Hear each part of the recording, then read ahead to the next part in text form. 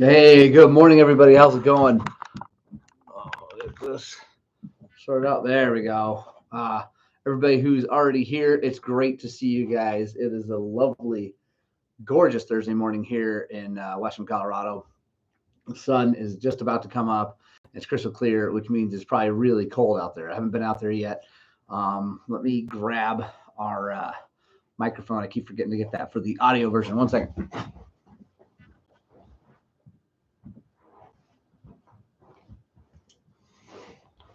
There we go. I use this little guy. Brent, what's happening? I saw your comment from earlier.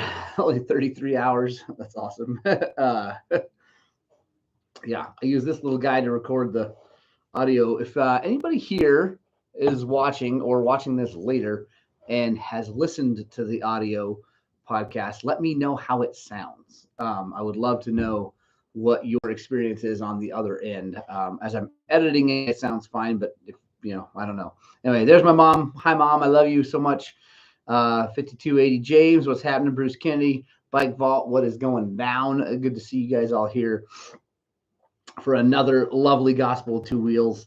Got some questions from the internet here, but we're a little early, so we'll just hang out and talk for a second, have some coffee, chill. Jeff Elmore, good morning, man. Haven't seen you on here in a bit. How you doing, man? How is the front range and all that stuff? Super psyched that we got Mr. Bobbitt's jersey up on the wall. Behind me is Cody Webb's. But that's Russell's. He sent that to us. I just got that yesterday. Super psyched. Justin Monroe, what's happening, man? How is Canyon, Texas, dude? I bet it's actually perfect right now. I bet it's really good. Mike P, how you doing, man? Thank you for all the support, Mike. I really appreciate it. Oh, yeah, it's snowy here. I will do a live conditions report tomorrow from Facebook. So make sure you tune in on the old Facebook page if you haven't already, because, yeah, we're doing a live conditions report showing you guys what it looks like out there. But I'll give you the lowdown right now. It is just snowy enough that when it warms up during the day, it's miserable and muddy and terrible. Hey, Kim Jackson. Oh yeah, Mom. The ridiculous comments are coming. Dude named Eric, what's happening? 70 and sunny, no complaints. I like it. Brap from Brady Metter, what's happening? Morning from Cold Gunnison. Yeah, dude. Jared, I bet it is butt cold over there. What is the temperature in Gunnison? I lived there 9 years, so I know all about it. Roger Hurd, how's it going, man? Mark Payne, how's it going? Look at this. Everybody coming in. Rick Roman, what is from Yuma? Ooh, Yuma. I bet Yuma's nice right now. So yeah. My mom's yelling at everybody, give us thumbs up. Make sure you back out of the chat, come in, back out of the chat, thumbs up, and come on back in. Ooh, gonna be in the 70 today. Gonna go ride your dirt bike. Right on, Brant. I like it. Oh, you sold the trusty beta. Gonna do different direction. What are we doing, Jeff Elmore? Now I'm on the edge of my seat. That's awesome. Sunny and COVID in Oklahoma. Are you sick, Brady? Or are you just saying that as a joke? Bruce Kennedy, no mud up here. Going to be cold. High of 12 tomorrow. Yeah, that's the one thing about Western Colorado is that it gets warm during the day, at least over here. Not in Gunnison so much. Like Hello Dirt, for instance, is -5. I doubt it gets all that far above 0 today for him. All right, let's get this thing recording so we can do this. All right, guys, welcome. Hold on. Actually, I gotta get my thing here. 1 second. I love you guys. Let's see. I got some good ones. All right. Welcome to the Gospel of Two Wheels, number 165, where the coffee's hot, the bikes are fast, and your comments are absolutely ridiculous. It is great to see you guys all here. If you're watching this later, it's great to know that you're watching it later. Obviously, I'm not seeing it live.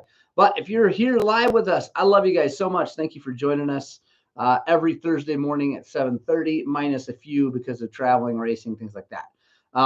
We got tons of people on the line right now. Paul Anstey, what's happening? Colorado Enduro guy. Jeff Elmore. Ooh, getting a 790 Adventure R. Nice, dude. That's awesome. I like to hear that. That's going to be a rad bike. Everybody is sick, says Brady. That sucks. I hope in your family that sucks. That's no good. Let's jump right into the questions from the internet. If you guys don't know, I try to post a question at least a few days before or day before the show for you guys to get questions on the board so I can make sure that I get them. Also, while you're watching live, please ask questions. We will try to get to them. If you're watching later on a replay, ask questions. I read all the comments. I will answer the questions to the best of my ability. Rod asks what's happening to Andy BJ, mentally or physically. So, okay. All right. So, first question comes from MX Garage 636. Okay. New to winter riding, Northern Nevada area. So, what's the key point to keep it fun? Had the feet paddling, hard time getting enough speed, confidence to get up to my pegs, front end pushing. So MX Garage, I can't obviously say what your conditions were like. I wasn't there, but I've experienced what you're dealing with. Um, I don't know if you have screws or studs in the tires, but that is key. The whole bare tire in the snow thing, it's really not that much fun. It works in certain special conditions, but it just goes south really fast. So put screws in the tires. That's huge. The other thing is snow conditions. So when the snow starts to set up and get really wet and heavy, it's like impossible. It's well, it's not impossible. It's really hard. Also, if you're falling behind someone or in someone else's ruts, that were there from the day before or 2 days, whatever, and they've set up, that's really, really hard. So you need to try to find fresh ground. Also, go out when it's cold because that when the snow falls and it stays nice and cold, that's when it's really, really good. That's when the conditions are perfect. You sink right down to the ice underneath, and you can bite and rock and roll. So there you go. Let's see. Let's see. 2 steps further away from the 2 strokes is Jeff Elmore with it. What up, Jimmy Neihart? How's it going, man? Paul LaValle, do you have any experience with Wrench Rabbit rebuild kits? Yes, lots of experience with Wrench Rabbit rebuild kits. They've been really good for me. I like them a lot. Justin Monroe, man up pennant that keeps it fun. Yes. Thank you, Justin Monroe. That is also MX Garage. Honestly, he's right. Just go and let the front end do its thing. It's a lot like riding in the sand, or like a jet ski. It's kind of you just kind of let the thing do what it's going to do and keep the throttle on. I don't know how to say that. MFHY boom ong. I think that's I don't know. You're from not here. But hi. I got a new screw setup. I can't wait to try. Right on, Andy. What'd you get? Let us know. Chris Kenberg, what's happening? Snow riding, you have to force yourself to relax your hands. Yes, I agree. That's another good one, Bruce. Hit that button, the like button. Yes, thanks, Chris. Appreciate it. Brady says riding in the snow sounds horrible because Brady is the most negative person I know. That's not true. But shut up, Brady. It's awesome. It's super fun. It's way more fun than living in Oklahoma. Let's see. So now I have more comments here. Ooh, in fact, speaking of Brady Metter, Eric Bryan, who I hope is either watching or listening, he sometimes is like walking around doing his bug thing. He's a exterminator. And sometimes he's just got his headphones listening. First of all, Roger Hurd says, Dakar, go Mason Klein. Yeah, go Mason Klein. That guy is. I'm so stoked. My mom's mad at me for saying disparaging comments about Oklahoma. Okay, so Eric Bryan would like to know, what color robe do you think Brady Metter wears while watching the Gospel of Two Wheels? I'm with Chris Kinberg, and I'm saying leopard print. 100%. Let's see. Andy has 1.25 inch concrete screws installed from the inside. There you go. Then cross thread 1/4 inch nuts until they sink in the knob. Super aggressive, never rip out. Yeah. So Andy, I have seen that done, and that is a really, really aggressive, really, really good setup. The one thing, it's an awesome setup. I don't like having that much screw because you get in the rocks and stuff like that, it turns epic. But that is like on the ice, that is a brilliant setup. So, my mom thinks more Paisley. Robe. I don't know. Brady, text me a picture of what you're wearing this morning. Actually, don't. Please do not text me a picture of what you're wearing or not wearing. But I would show it. Let's see. Oh, light beige house coat. Yes, Rick. Oh my gosh. Paul Yancey, anyone who challenges the car is a champ. Yeah. Anyone who just first of all, raises enough money and donates that kind of money to that thing is a champ for sure. Robert Boucher 66 tuning in from East Tennessee. Morning. How's it going, man? How is East Tennessee today? No room for me. I'm a Sasquatch and have plenty of hair, so no need for one. See, that is why I didn't want a picture. Oh, that's awesome. The CC Wright from Ontario coming in. Bedazzled. Ooh, Kylie says bedazzled, baby. Pink with fur cuffs and a collar. Says Matt Simmons. This is the best question we've ever had asked. Thank you, Eric.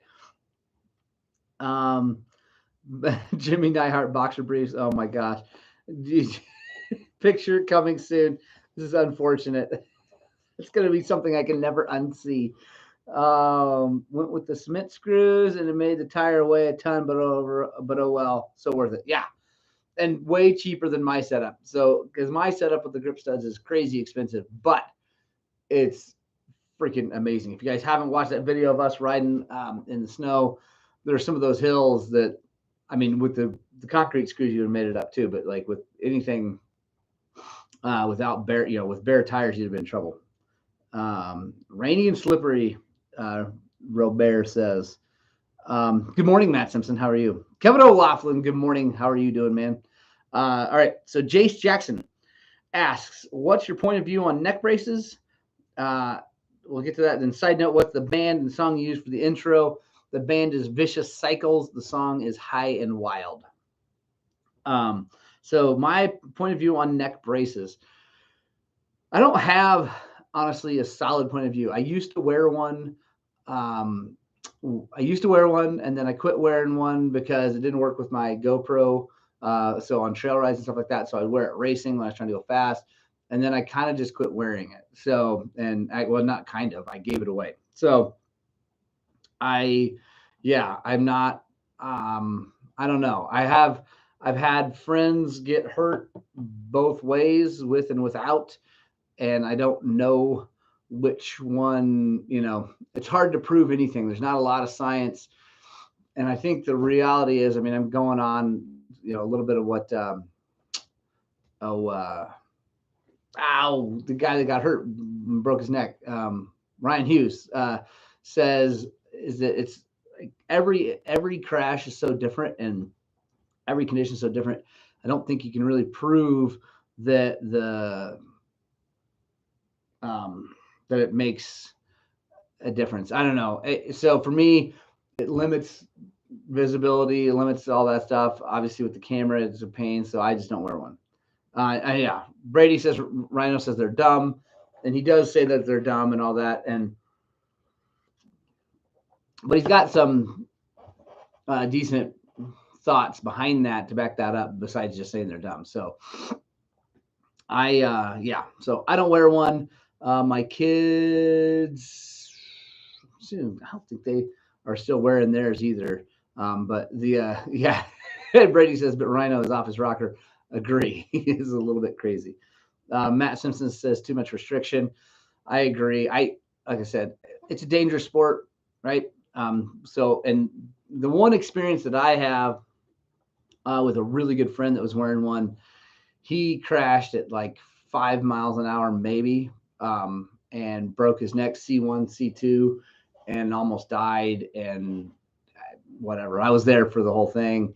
And it's one of those things, the doctors couldn't say whether the neck brace did nothing and that would have happened without it, whether it accentuated it for whatever reason, who knows, or if it kept him alive. So I don't know. I'm rolling with that one. And yes, he is nuts. Let's see. Do any dual sport or BDR type of riding? It says Big Husker. Yes, I do some dual sport. I have an XR 650, and I don't do like the BDR stuff so much, like the big long roads and things like that. I'm not a well. It's not that I'm not a fan of that. I just don't have time. Actually, I really, really would like to do the BDRs through. And by the way, if you don't know, that's backcountry discovery route. I would really, really enjoy a trip like that, especially maybe with my wife on the back of a big bike. But I just don't have time for that right now. So I like to do more what they call dirty dual sports. So my 650, take a dirt road here, dirt road there, single track here, dirt road, whatever, and cover 300, 400, or 500 miles in a day, and see a bunch of cool stuff that would be really hard to do on a small bike like my 300. So, but yeah, I really enjoy it very much. And like the backcountry, like the big long BDR stuff sounds like brilliant to me. I would really like to have a big adventure bike again. I've had one in the past. I'd love to have one. My priorities right now lie in just dirt bikes. So great question though. I love it very. And I live in a really, really good place. Um, Jimmy and I wear trials boots and stretchy jeans, rather be mobile. And the stretchy jeans, everybody, it's not pretty. Um, so Chris Kinberg has a good question. This is an interesting one. Keith McQueen, hey, you're late. What's happening, man? And am I racing Red Canyon? Where's Red Canyon? I don't know where Red Canyon is. What's Red Canyon? I probably not if I don't know what it is. But let me know because I'm actually dying to go racing right now. There you go. My mom. There you go. I like my mom. I say just ride smart and pray. Boom. Got to love a mama. I love you. Started doing lunges. Where in Texas, Brady, and when? Because that might be a thing. We'll see. Ooh, James, 52A James, how about a Ride the World BDR event? That would be cool. That's a great idea because I have some really cool dual sport stuff right around here that I know that I could, or I mean, anything. That'd be awesome. I like it. You guys are awesome. Lunches. So anyway, okay, Chris Kinberg, let me show you guys the picture. I hope I can make this work. I don't know if it's going to focus all that. That is electric fuel pump, okay, on looks like a gas. So Chris Kinberg says, what about this new electric water pump? Excuse me, not fuel pump. What about this new electric water pump idea? Do you see any advantage to using this for tight and narrow single track? Is it going to work that much better since consistent high velocity instead of relying on engine RPM? Great question, and one that I can't answer totally. Although, anyway, let me give you my opinion, and I think other people can weigh in. We might agree on this. First of all, it's adding a fail point. Obviously, you know me, I like simplicity, all that stuff. It's adding a fail point to the water system, though. So, like, it could fail, right? Yeah, and obviously the bike still has a water pump, so it's still moving it. But I worry about it failing and getting a leak. That's why I'm concerned a little bit about the fan kit I put on my bike because I'm going to have to tie into the hoses and 3 leak points that I don't like too much. I'm going to do it because I'm going to install that the way that the company intends for it to be installed first. I might then replace it and go to the thing that doesn't go into the water system. So that's one downside, but I think, whatever. It's not that big a deal. But so one thing that I've learned from talking to other people smarter than me is that coolant systems, as they push coolant through, you need like dwell time, I call it, for that coolant to be in the radiator to radiate heat out and then come back to the motor to cool it down. So if it's going too fast, actually, if you move coolant too fast, then it actually doesn't cool as well as if it spends a little more time in the radiator. So I don't know how fast that thing runs. And I don't know how fast it runs against like versus like your bike at idle or low RPM when you're in the hard gnarly stuff. So I don't know, I can't speak to that. I don't know. But there is an issue there if you move coolant too quickly. So Brent McFarland says, yes, I'm right. Thank you. Jimmy Dacey, how's it going, man? Good to see you here. January 30th in West Texas, close to where Grindero was. Ooh, are you going, Brady? I might. That'd be cool. Any expense with Yamaha blasters, Robert? No, not really at all, unfortunately. Well, I'm not a quad guy, so no, it's a neat motor though. I do like, and it's a two-stroke, so I like them.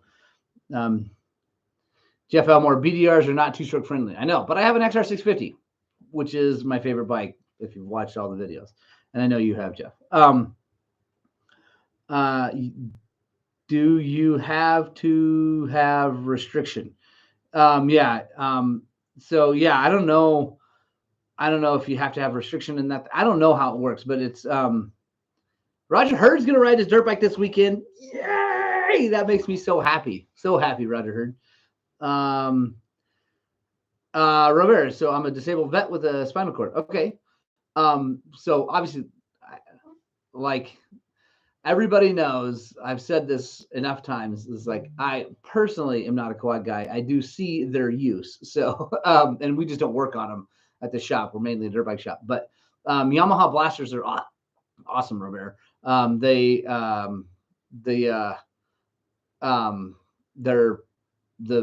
like, if I were gonna buy like a sport quad, it'd either be a blaster or a Banshee because they're two strokes and I love them. So yeah. Anyway, but I don't have experience with them, unfortunately. So maybe someone else here does. So if you have a question, shoot it out. That's the thing here, Robert, is that we have lots of people watching this and people who watched later on the YouTube channel as a replay. We have people from all over the planet with all kinds of different things. So let her rip. Okay, you've got a 30 millimeter Electron on it. Right on. How's it running? Is it running good? Are you happy with that Electron? By the way, Electron Billatron, thumbs up as far as how it works right out of the box. Can't fix a leaky crank seal, but it runs fine. So Robert, a leaky crank seal a lot of times has to do with crank bearing that's giving out, and the crank is moving just a little bit. So you might have to split the cases and put new bearings in it. Nice. It's awesome on that quad. And Bruce Kennedy, as Bruce Kennedy says, thank you for your service. Thank you very much. I am indebted forever to all the veterans. My father is a vet. So yeah, I thank you very much. Thank you, Bruce, for mentioning that. I get distracted and caught up, so I appreciate that. So yeah, Robert, probably you're going to need to just take that thing apart, check the crank. You also could have a little run out on the end of the crank without the bearing, but you need to get that fixed either way. Yeah, unfortunately, probably going to have to do that. But yeah, Electron Billatron, let's talk real quickly about that. If Kelsey is on here, he's going to freak out for me saying anything good about Electron. Oh, Kelsey, I love you so much. He hates metering rod carburetors. I don't hate them. I don't think they're as good as a normal carburetor, like flat slide, like a PWK from Kean, but the Billatron is pretty darn good. Yeah, it works. It does what it's supposed to do. And there you go. He would argue, and I would argue also, that nothing is a set it and forget it. It works all. I get it. But I think the way that those metering rod carbs get away with that is that they run on the lean side just by the way they're set up and the way they are, and the fact that they only have one hole opening and they don't have a pilot circuit and all that stuff. So they run a little lean, and then the power jet makes up for it. The nozzle that, anyway, I'm not going to go deep into that. You can watch the videos of me saying what that is and how it works. But that's what makes up for it. And that's what allows it to run lean. So it'll run up high, right? And then that power jet doesn't overfuel because it relies on signal from the motor to draw fuel. And at higher elevations, there's less signal, so it draws less fuel. So it's altitude compensating. It's not compensating like what it, with a barometric pressure sensor and all this other stuff. But the so whatever it up there at high elevation, it doesn't super overfuel. And then at low elevation, because there's more of a signal, because there's more air, because there's more compression, blah, blah, blah, it throws more fuel and it takes care of everything. So that's how it works. The Silver, sorry you're late. What's happening, man? Who is the Silver? I don't know who that is. What 300 would you recommend that is not TPI, Beta, or Sherco? And honestly, I think I've been saying Sherco all this time, but having because people have asked me that question, if I was going to buy a bike and it wasn't going to be a KTM, what would you do? And I've kind of been leaning towards Sherco. I like the chassis of the Sherco a lot, but the Beta is awesome because it you can still put a Kickstarter on it, and I'm a big fan of a backup Kickstarter. Brady right now is going to make an argument about, do I have a backup crank for my van? I'm not entering into that conversation with a naked Sasquatch. So, yeah. But anyway, I like backup Kickstarters. So, let's see. Yeah, Paul Ansey says my Kian works great. No fuss. I'm with you. Yeah, the Kians are just amazing. Now I have that Kian with the stick mod, and I think it's going to be good. I get it now. I took it all apart and looked at it. If you guys haven't watched that video, please do. I think it's actually pretty interesting because a lot of people talk about the stick and the blah blah blah metering block and all that, but they've never actually taken one apart. So I took it apart and show you guys what's all going on there. So it's pretty interesting, and I can see why it would work better than a normal one. So we'll give it a shot. There we go. Well, Brady says betas are dope. I'll end up on another one as soon as I can find one. There you go. And here we go. Eric Bryan. Carbs burn around forever, and everybody's still trying to figure out how to make them work. There we go. I don't think I ever used my Kickstarter. Matt Simpson. I never used a Kickstarter on the 300, but I have 125 more than once at a race because the e-start died. Yeah, Bruce Kennedy, beta's great if you can find one. Does anyone you ride with use MX bikes on the trail? Paul, yes. Not so much anymore, but lots and lots and lots. I used to all the time use a YZ250. That was my favorite bike off-road for a really, really, really long time. It just recently got surpassed by my KTMs. Roger Hurd. Oh, yeah. So Roger Hurd says his sister loves her new Gas 300, and I'm sure it's awesome. It's brand new. New bikes are always awesome. But yeah,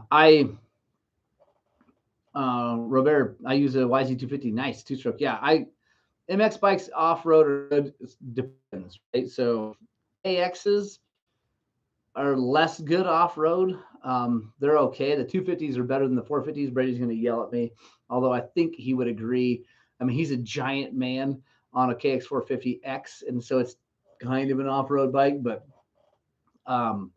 he's a massive man with a lot of talent that can ride anything off-road. So for him, the KX is good because it's got a lot of power. But for me, the KX is too much power and kind of violent. So, and set up really stiff.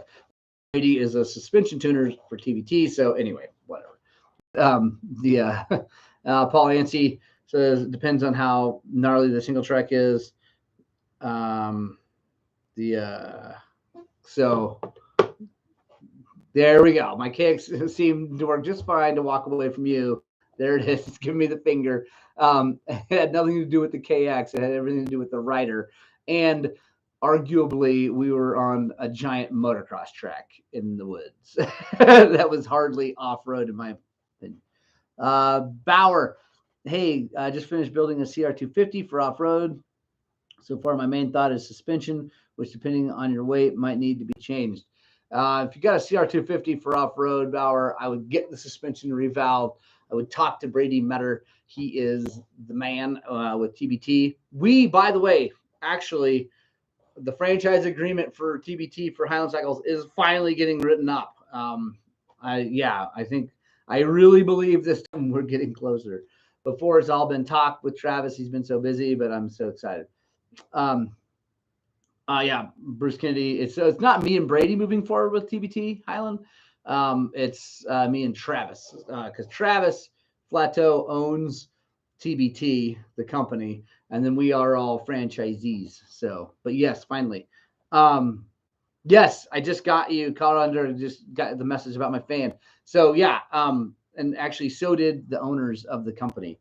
So on the fan install video, it turns out I put the screws in from the wrong side of that bracket, which was kind of hard to tell. I looked at the instructions. I thought I looked at them closely, but it's like black and white pictures. I didn't really see it. But yeah, I'm going to fix that. So thank you, Colorado Enduro guy, Mike Klinger. Thank you for that. Yes, I did put those in from the wrong side. It slides in nice and tight, so it's not moving around. But if I pull it hard enough, it'll pop out. So I got to flop those. I'll put that in a video. So, hi, do you run a thermostat on your 300 or bypass setup? Richard Hartley, I do not run a thermostat. I had one on it. It came with it, obviously, back in the day when it was a 250 and in Oklahoma and a giant mud race, which I suck in. I blew up the thermostat. It was that plastic thermostat, and the coolant got so hot because I'm running Evans. It got so hot that it melted the plastic and sprayed everywhere. It was out of whatever. Bruce Kennedy says, Brady, you seem to think I can influence the influencer. That's awesome. Oh, hey, there you go, Colorado. I did the same thing. Mike Klinger did the same thing with those screws, and had a zip finish Rainbow Trail. Well, thank you, Mike. Yeah, they saw the video, and they're actually really happy with the video in general. And so we actually might be working together. Extreme Parts and I might be working on some sort of collaboration, which would be cool. But the yeah, it's kind of weird, but anyway, it makes sense. I'll swap them. It's not a big deal. Fortunately, I don't have to worry about taking anything off. It just bloop, pop right off, and I can fix it. So that'd be good. What else? Other questions, guys? We've got a few minutes left here. Try to think of anything. Not riding dirt bikes this weekend. I'm going to be going winter camping with my father-in-law and my two boys. We're going up onto the plateau. My father-in-law has a big wall tent with a wood stove for elk hunting. We're going to go up and hang out in that big warm tent and take rifles and go shooting, and it's going to be awesome. My mom says, make sure you give us thumbs up. So if you're watching this later, and you've had fun during this whole thing, make sure you give us thumbs up. Also, make sure you tune in live sometime. It's really fun. I know it's kind of middle of the work day for some folks, but sneak into the bathroom, watch it, whatever, or bring the whole crew in. So yeah, but yeah, any other questions? And Brady, not hardly a big time influence. I don't think I'll ever be a big time influencer, even if I have hundreds of thousands of subscribers. I'm just not that guy. Oh, dude, Paul says my SX picks were terrible. They were so bad, so bad. That's maybe the worst I've ever done. And honestly, whatever. The where I screwed up was I have not been paying attention to the off season. I have not been paying attention to anything, and I just chose quickly. Anyway, whatever. It was terrible, but yeah, it was so bad. Oh man, how did you do, Paul? I didn't see where you were. Hey TJ, what's happening, man? I'm looking forward to Weeby this year. By the way, I'm helping sponsor the Weeby series, so I might have a bit of an advantage in the scoring. You're the only reason I set an alarm since retiring. Right on, Bruce. That's awesome. I guess I'm influencing you. That's awesome. Brant, you're welcome. I love sharing my time with folks. It's a lot of fun. Sneak into the bathroom. Good thinking. See, Annie, you just sneak in there, do your thing, lock the door, whatever. New boot tips for ankle support. Currently sporting a fractured tibia and heel. Ooh, Kevin. I exploded my tib fib on the bottom at my ankle many years ago. It was a 3 months no weight bearing. I mean, it was a long recovery. It was 6 months all told, and it was bad. And I still use Garnet SG12s because I think they're the best. 30 points for Ron, right on. Ken, yeah, and Ken totally surprised us. I should have. Whatever. I love Ken, and I always uh, want to. I want him to win. So, yeah. So Kevin, that sucks. But I really like Garnet SG12s. Obviously, depends on your foot, but CD Crossfires are really, really good at that also. But if your foot's too wide, you can't wear them. And then obviously Alpine Stars Tech 10s with the little inner booty helps a lot too. So yeah, I know that's all three top brands, right? But I go with Garnets. Kim Jackson Wall Tents Durock. It's going to be so much fun. We're going to go shoot guns. And yeah, I think my father-in-law is going to try to shoot some squirrels and cook them up for the boys because they've never had that. So it's going to be great. Let's see. Enduro Engineering Flag Guards. Right on. Chris Kinberg, I'm glad I influenced you to do that. Tech 7 Enduros have some awesome protection. There you go. Get out and ride your dirt bike, says Brent McFarland, for sure. Let's see. I still wear a part of Garnet SG10s for 15 years plus, Bruce Kennedy. Yeah. Garnets are, for me, they're just the best. Kevin, you have a wide foot, Garnet SG12s. That's all you can do. And, you know, when I went back to riding, I found a really, really, really thin, narrow ankle, like kind of wrap thing that was a little bit more of a wrap, had some ribs on the side to kind of, and put that on and shoved it in my boot. So that worked. All right, guys. Thank you guys so much.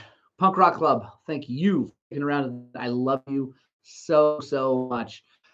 Thank you all for paying attention to this silly little YouTube channel that has changed my life and made my life better. I hope it's made your lives better in some way, shape, or form. I love you so much. As always, I desperately hope that you get out and spread the gospel of two wheels. And I really, really, really want you guys to work on and get out and ride your dirt bikes.